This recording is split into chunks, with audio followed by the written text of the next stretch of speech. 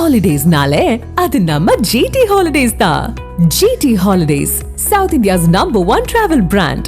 சாத்தனூர் அணையிலிருந்து தென்பெண்ணை ஆற்றில் திறக்கப்பட்ட நீர் கடலூர் மாவட்ட தடுப்பணைகளை தாண்டி கடலில் சென்று கலக்கும் ரம்மியமான காட்சிகள் வெளியாகியுள்ளது. அதனை பார்க்கலாம்.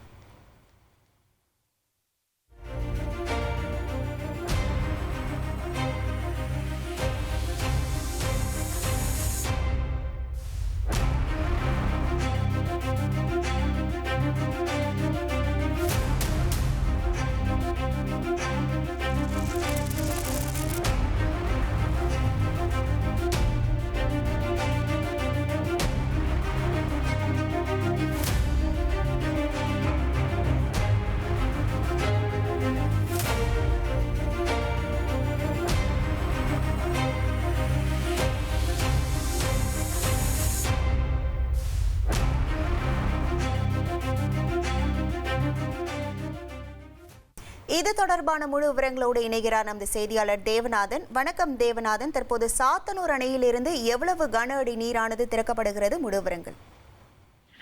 தமிழகத்துல வடகிழக்கு பருவமழை துவங்கியது முதலே பார்த்தோம் அப்படின்னா தமிழகம் முழுவதுமே பரவலாக கனமழையானது பெய்து வருகிறது. கடலூர், விழுப்புரம், கள்ளக்குறிச்சி, திருவண்ணாமலை போன்ற மாவட்டங்களில் நல்ல மழை பெய்ததின் காரணமாக பார்த்தோம் அப்படின்னா கடலூர் மாவட்டத்துல ஓடும் தென்பெண்ணை ஆறு, கெடிலம் ஆறு, வெள்ளாறு, பரவனாறு, மணிமுத்தாறு போன்ற ஆறுகள்ல வந்து நல்ல வெள்ளப்பெருக்கு ஏற்பட்டு தண்ணீர் கரைபுரண்டு ஓடுகிறது. அதே போல மேட்டூர் அணையிலிருந்து திறக்கப்பட்ட தண்ணீர் காரணமாக கொள்ளிடம் ஆற்றிலும் அதிக அளவில் நீர் செல்லும் காட்சியை காண முடிகிறது. இந்த நிலையில தான் பார்த்தோம் அப்படின்னா திருவண்ணாமலை மாவட்டத்தில் இருக்க சாத்தனூர் அணை முழுமையான கொள்ளளவை எட்டியதை தொடர்ந்து தென்பெண்ணை ஆற்றில் 15,000 கன அடி வரைக்கும் தண்ணீர் திறந்துவிடப்பட்டது. அங்கு தற்போது படிப்படியாக அந்த தண்ணீரின் அளவு குறைக்கப்பட்டாலும் ஆற்றின் வழியாக வரும் தண்ணீர் பார்த்தோம் அப்படின்னா அதிக அளவில் வந்து கொண்டிருக்கிறது. கடலூர் மாவட்டத்தில் இந்த ஆறு விஸ்வநாதபுரம், மருதாடு மற்றும் கடலூர் புதிய ஆட்சியர் அலுவலகம் எதிரே உள்ள தடுப்பணை என்று அனைத்து தடுப்பணைகளையும் தாண்டி தற்போது கடலூர் மாவட்டம் தாழங்குடா பகுதியில் போய் கடல்ல கலந்துட்டு இருக்கு.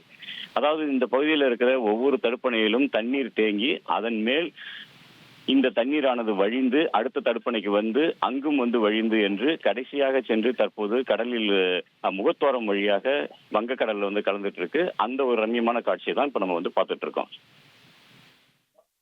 உங்கள் விவரங்களுக்கு நன்றி தேவநாதன்.